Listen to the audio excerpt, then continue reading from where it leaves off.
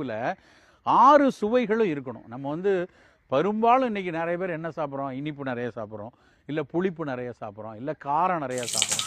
ஆனால் இது இல்லாமல் பல மருத்துவ குணங்கள் உள்ள சுவை அப்படின்னு பார்த்தா அது கசப்பு சுவையும் துவர்ப்பு சுவையும் தான்.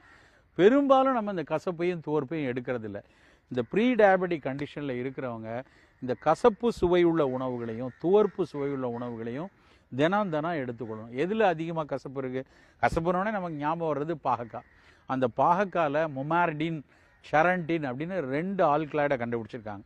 ரெண்டுமே வந்து சர்க்கரை வியாதியை கட்டுப்படுத்துவதற்கும் வேகமாக நம்ம சாப்பிட்ட சர்க்கரை வந்து இரத்தத்தில் கலக்காமல் இருப்பதற்கும் ரொம்ப உதவியாக இருக்குது அப்படின்னு இன்றைக்கு நவீன அறிவியலே அதை வந்து ஒத்துக்கொண்டிருக்காங்க. சாதாரணமாக பாவக்காவை நம்ம பொரியலாக சாப்பிட்லாம், குழம்பு காயில் போட்டு சாப்பிட்லாம், அதை வந்து பாவக்காய் ஜூஸ் கூட எடுத்து சாப்பிட்லாம். அப்படி எடுத்தோன்னா தினம் தினம் சர்க்கரை சேர்கிற விஷயம் குறையும்.